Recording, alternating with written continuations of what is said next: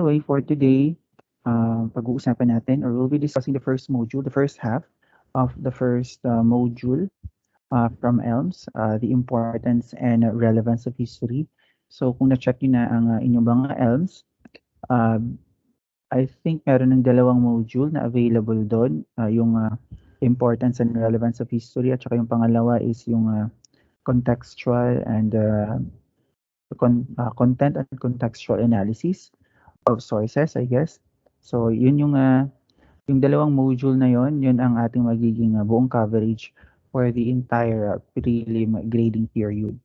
Okay, so for now, pag-uusapan muna natin yung first half of the first module. So today we'll be discussing the definition of history and the different classifications of historical sources. Okay, so first things first. Ano nga bang ibig sabihin ng history? What is history? If you want to answer, you can raise your hand or you can also send your answers dito sa ating session chat box. Okay, so we have here John Roy. Go ahead. Hello, sir. Good afternoon. For me, history is the study of past events, particularly in human affairs, the whole series of the events connected with someone or something, and also history was made by the historian. Thank you, sir. Okay, very good. So we have also other answers. We have from May Ann. Go ahead. History, it is a record of past events and times, especially in connection with the human race. And it is a systematic narrative of past events as relating to a particular people, country, period, person, and etc. Usually written as a chronological account or chronicle. Very good. So tama rin naman yun. And we also have answers. Answer from Alexandra Patriana. Go ahead. History is events of the past and especially those relating in particular. History is the study of change over time and it covers all aspects of human society, political, social, economic, scientific, technological, medical, cultural, intellectual, religious, and military developments are all part of history, sir. So yun, tama na yun. Then we also have answer from Fritz, Jean, tama. Miss Solon, go ahead. Oh, sir. For me, sir, history is the study of past events. People know what happened in the past by looking at things from the past, including resources. Okay, correct din naman yan. And we also have an answer from Dorothy Rose. Go ahead. History is the study of the past. In history, we study about the past life of people. We come to know about the reigns of various kings, how they ruled, their failures, how their achievements and their conquests. It also gives us an idea about the state of art, literature, culture, and civilization. And very good. And last na itong si Rekan. Rekan, tama pagka-pronounce? Opo, Rekan. So for me from the Google, so the meaning of history, first meaning of history is a tale story, and the second meaning is a chronological record of significant past event. The opening tales for children or yung mga ano-ano ng mga note natin, yung mga history, tapos yung mga chronological records of significant past event like ang mga nangyari sa nakaraan, whether it is national or international history ba ito? Ito lang po. Okay, correct. Well, lahat naman ng sagutin nyo ay tama. Merong sagot din dito from Novem, simply the study of past events. Correct. So, well, lahat naman ng sagutin nyo tama. So, yung mga sagot niyo it covers the very basic, which is history is all about the past of mankind. And it covers the society, no, yung economics, yung religious, political, and so on and so forth, and other events. So tama naman yun because that is actually history is all about. It's everything na nangyari sa sangkatauhan in the past. Okay, correct naman yun. So very good and thank you for your responses. So let's trace muna kung ano ba yung word origin ng salitang history. Yun. So nag-loading pa siya. So here. So the word origin of history is actually from a Greek word na historia. And then later on, nagkaroon siya ng evolution and derivatives to Latin na naging historia. And then from that word, historia, and then to English, naging history na siya. Okay? So yung word na istorya or historia in Latin or Greek, ang ibig sabihin nun ay learning or inquiry. So asking and learning at the same time. So you are to ask, so you learn. So basically that is um, what do you call this one? That is history for them or istorya for them, no? Pagtatanong, nangutana, namangkot, ano. So nagkaroon siya ng sagot. So ganun sa Greek and Latin. Meron din siyang German derivative term. Hindi ko na lang babasahin kasi medyo mahirap siyang i-pronounce at mukhang pagmura na rin siya. So iwasan natin yan. But anyway, this word is related to this word. Ang ibig sabihin yan is as to happen or an event. So kung if you're going to combine these terms, the Greek and the Germans, para makakakuha ka ng idea na history is an event, but before you can learn regarding that event, you have to ask first. You ask, then you learn about that particular event. Okay? So yun yung pinaka, I guess, basic na technical definition of what is history. But a broader definition is yung alam nating lahat na history is all about the past of mankind, or chronological order or record of significant events. No, tama yung mga sinabi ninyo kanina, events regarding a different institution in human society, especially from the past. Pero alamin natin kung ano nga ba ang definition of history from different perspectives of historians. So we have 3 historians here. So the first one, we have Edward Hallett Carr. So sabi niya, history is what the historian makes. Sabi naman ni Robin George Collingwood, sabi niya, history is the reenactment in the historian's mind of the thought whose history he is studying. Okay. Sabi naman ni Michael Oakeshott, history is the historian's experience. So kung mapapansin ninyo, yung mga definition nilang tatlo ni Carr, ni Collingwood, at ni Oakeshott, lahat ng kanilang definition of what is history ay it always involves historians. Bakit kaya it involves historians? Because it is related to the technical definition or the actual technical definition of what is history. So ano nga ba ang actual definition or actual technical definition of history? So this is the definition.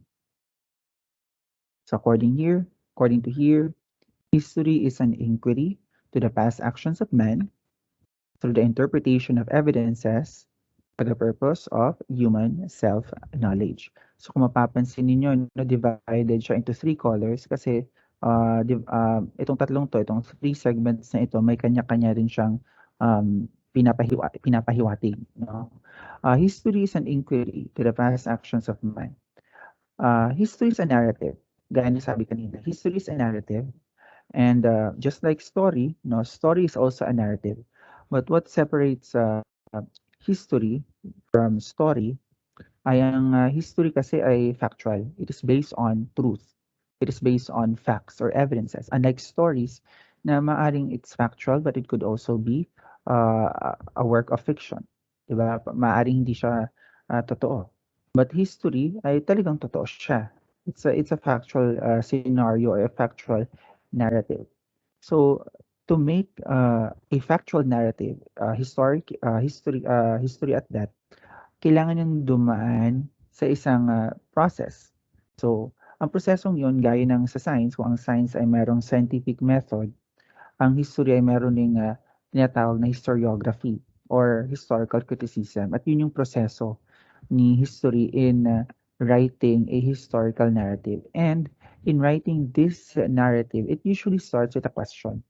Ano ba ang nangyari noong blank? Ano ba ang nangyari kay ganitong tao? Bakit ba nangyari ang ganitong event? So it usually starts with a question. Because again, history is a factual story and it is a research, it's a research field. So gaya nga ng research niyo during your senior high school days, di ba, ang pinakasimula ng inyong research ay pagtatanong. Yun ang gusto nyong mabigyan ng sagot all throughout your research period. So ganun din sa kasaysayan or in making or writing history. Okay? It usually starts with a question. Questioning the past actions of man. Ano ba ang nangyari sa sangkatauhan nitong mga panahong ito? Okay? And after that, hindi lang importante na may tanong ka lang. Okay? It also corresponds to evidences. Okay? So kailangan mong ma-interpret ng tama ang evidences mo. Kailangan mong ma-validate ng tama ang historical evidences mo kung itong bagay ba na ito ay significant in my historical narrative or writing or hindi. So kailangan mong malaman kung valid or not ang iyong evidences. Okay? So of course pinoproseso din yun. May proseso sa pag-validate ng historical evidences or historical sources na tinatawag. And lastly, ito yung pinaka-importante sa lahat. It's the purpose. Diba? Unsaon na nimo ng imong information, unsaon na nimo ng evidences kung wala kay purpose. Ano bang pinaka-purpose kung bakit mo sinusulat yung isang history? It's either for inspiration, it's either for patriotism and nationalism, or it could be something for us to be guided in the future so that hindi na natin magawa kung ano man yung naging pagkakamali natin in the past. Okay? We have to learn our history to avoid the same mistakes. Gaya nga nasabi ng mga tao, yung very popular na term na history repeats itself. Actually, it doesn't repeat itself. Yung kasaysayan kasi it doesn't have its own life. Walang sariling buhay yung kasaysayan. Ang bumubuhay sa kasaysayan ay yung tao. So kung nangyayari ulit, ang kasaysayan ay yung gumagawa nun ulit ay ang tao. Ibig sabihin, hindi natututo yung tao. So if you are being confronted with the same situation, therefore we never learn from our history. Okay? And yun usually yung problema ng mga Pilipino. We never learned from our history. Like for example, in election, cheating. Diba? The very first election that we have, hindi yung election talaga, the presidential election na during the Katipunan time, it was actually, the results were actually cheated. Diba? It's very sad to know that our forefathers, the core or the founding fathers of the Philippine Republic are cheaters. Diba? Yung mga Katipunero themselves, they cheated during their election in the Tejeros Convention. Pero hindi natin masyadong nati-take up yun. Diba? Hindi yun masyadong sinasabi sa mga history classes. Bakit? Kasi nakakahiya. Nakakahiyang aminin na ay ang mga forefathers natin ay mga cheaters. I mean, fraud. Yung mga sa election. Okay? Nakakahiya. So kung siguro, kung nade-discuss siya during a regular history classes, okay, and we learn from them, malay natin, di ba, sa pagdating sa election, we are better in choosing our leaders. Pero we never learn from our history. And that's very sad. Kasi yung problem natin dito ngayon sa Pilipinas today is just basically the same problem from 10 years ago, 20 years ago, or even during the time of the Spanish colonization. We have abuses during the Spanish time. We still have human rights abuses today because we never learn. We never learn in choosing the right people to be there in supposedly protecting us. Okay, I'm not specifying people. This is a generic concept. Okay, so that's the very purpose of history. we should learn from it para ma-avoid natin yung mga pagkakamali natin from the past, 'di ba? Muraragod na siya sa sa love. Ay, charot, love. Murajug na. 'Di ba? Pag nasaktan, alam mo, ginig lagi na akong topic ay. Kasi kung nasaktan ka, 'di ba, syempre iiwasan mo na yung mga bagay na nakapanakit sa iyo. Ganun din dapat sa history. Kung nasaktan ka sa kasaysayan, iwasan mo yung nanakit sa iyo.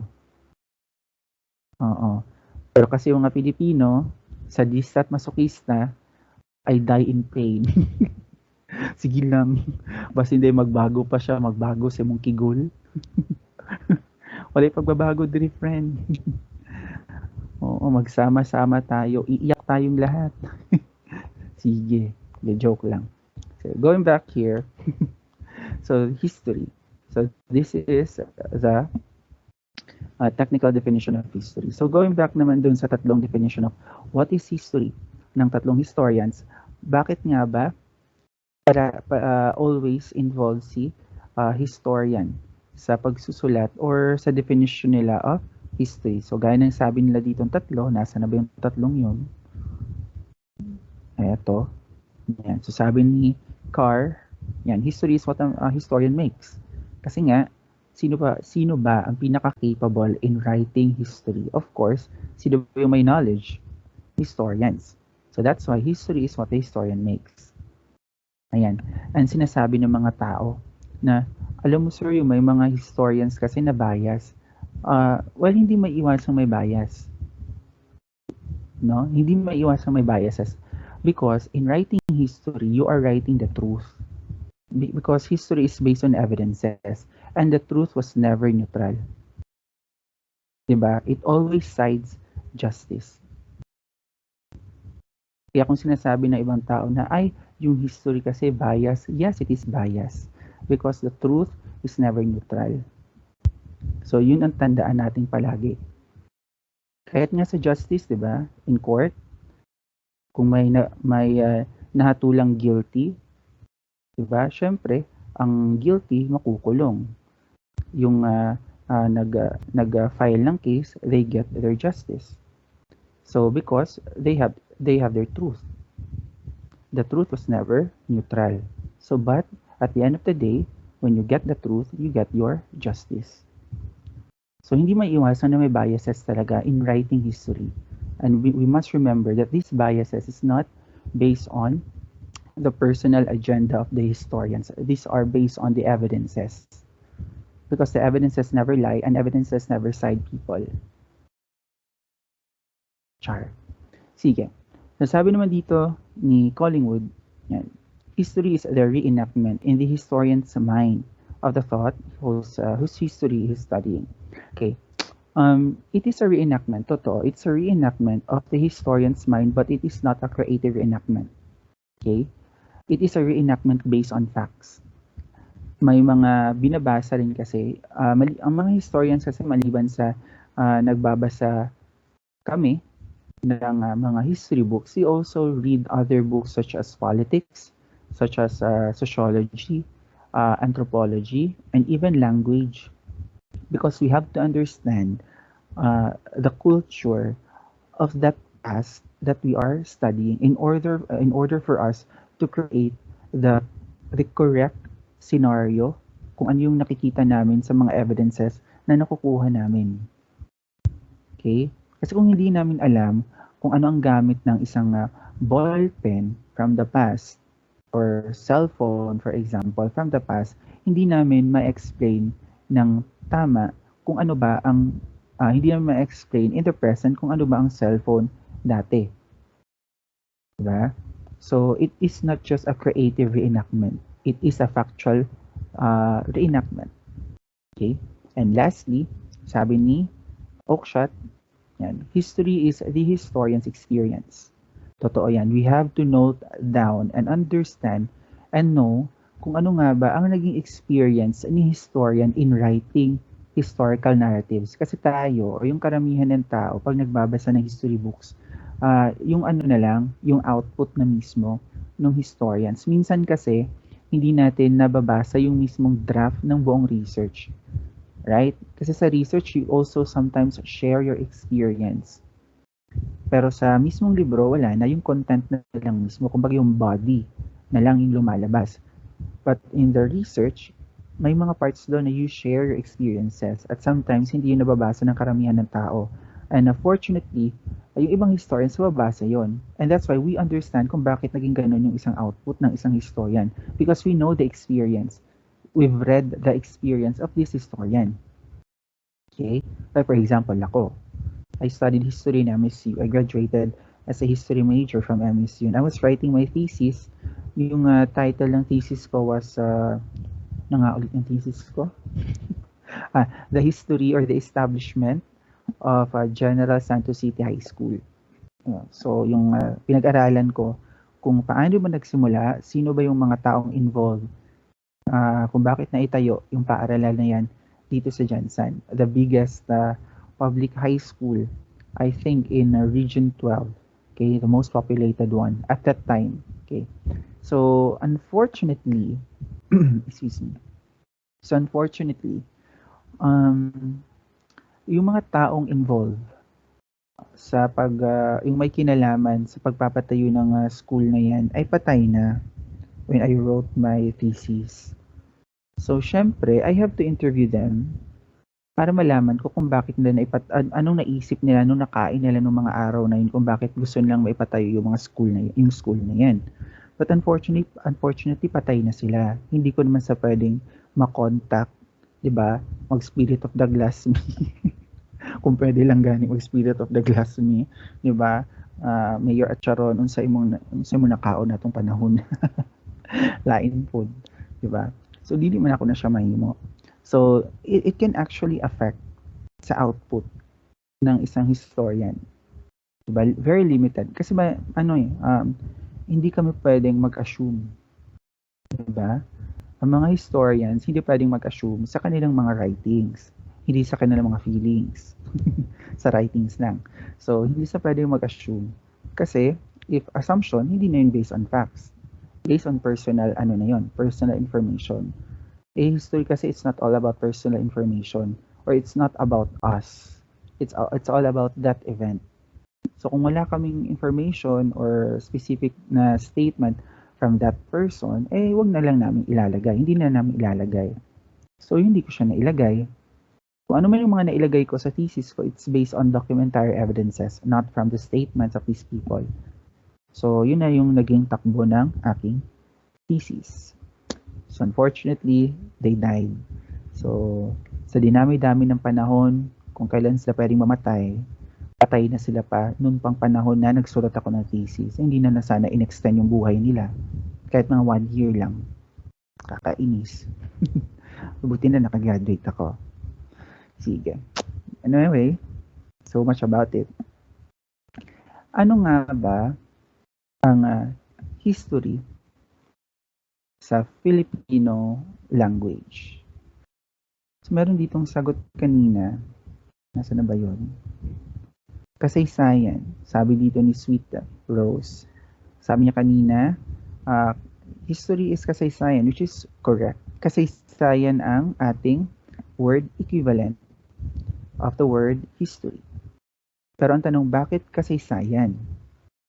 Bakit hindi nakaraan? Diba, nakaraan is also the past. Kasaysayan is also the past. Pero bakit kasaysayan yung ating term? So, sinagot niya ni Zeus Salazar, isang Filipino historian. Sabi niya, kasaysayan ang pinaka-fitting na word for history in the Filipino language because ang kasaysayan ay isang salaysay na may saysay para sa sinasalaysayang grupo ng tao. Okay? So it covers the three basic characteristics of what is history. Ano ba yung three basic characteristics of history? So eto yon. History is a narrative, it is relevant, at meron siyang importansya. Okay, it's a narrative, it is relevant, and it is also important. And you can see here sa definition ni Zeus Salazar, ang kasaysayan is also a narrative, salaysay.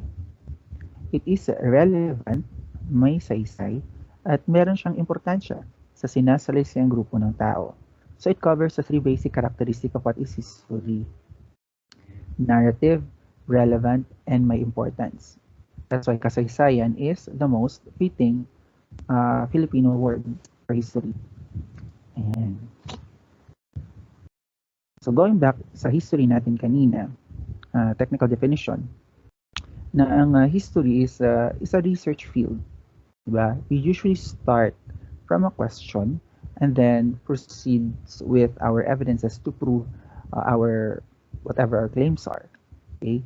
So in this particular thing, very important si evidence sa mga historian kasi ito yung parating kakampi ng mga historians in writing their historical narratives.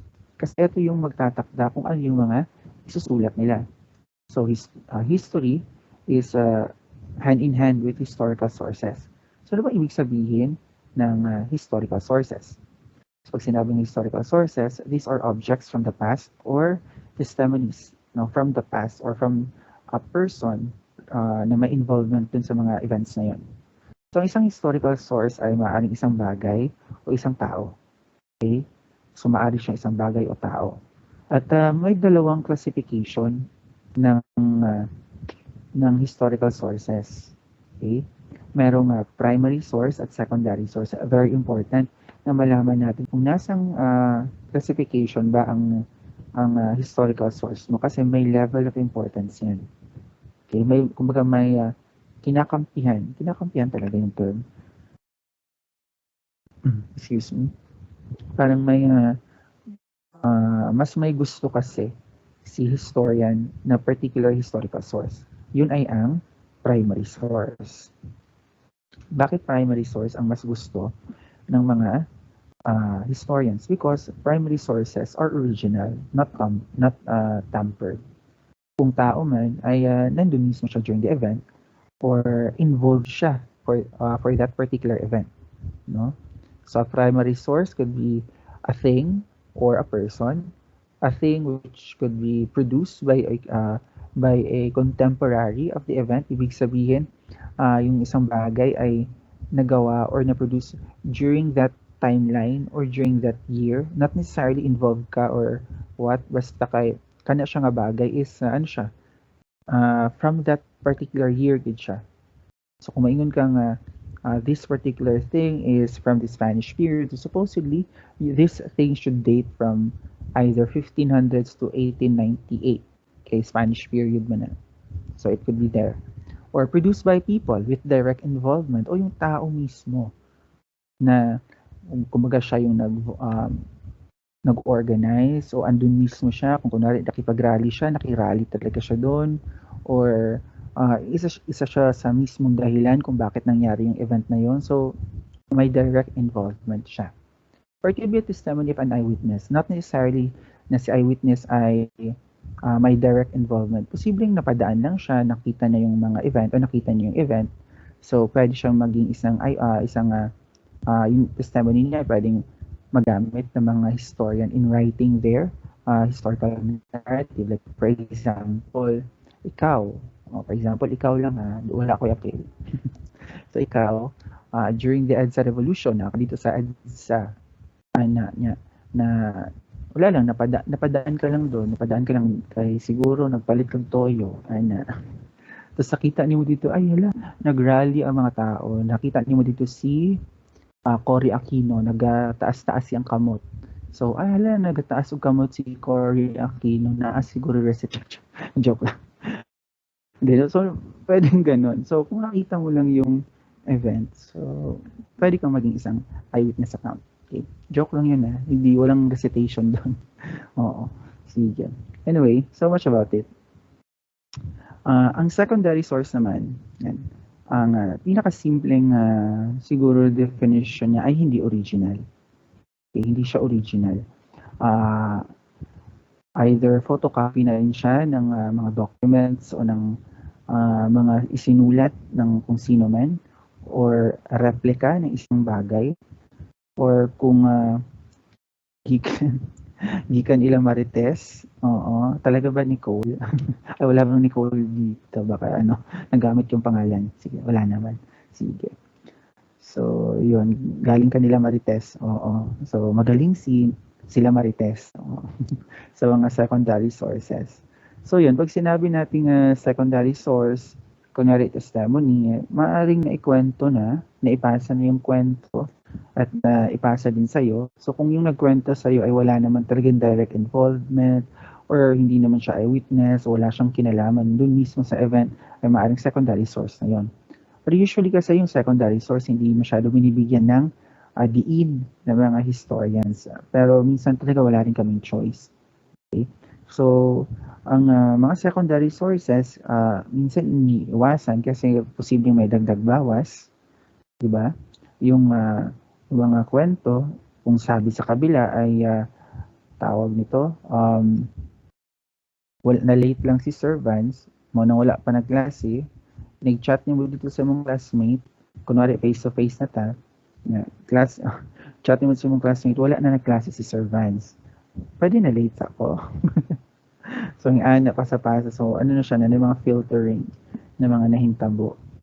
Ang ana. So, pero minsan nga, gaya na sabi ko, minsan wala rin kaming choice, mga historian, but to settle with secondary source. Pero as much as possible, talagang may proof din, no? Yung secondary source na yun by other citations or sources claiming that the secondary source is just basically the same that these other sources are claiming. So, yung ana. So much about this one. Our topic for next week, we'll continue our discussion, the second half of the first module. No, by next week, ito na yung magiging topic natin, external and internal criticism. Ito na yung mismong proseso, no, on how to validate and filter yung mga evidences natin, kung magagamit mo ba o hindi yung isang particular historical evidences sa iyong historical narrative. If we still have time, probably I can introduce our new topic, our second module, no, content and contextual analysis of primary sources. So this is second module.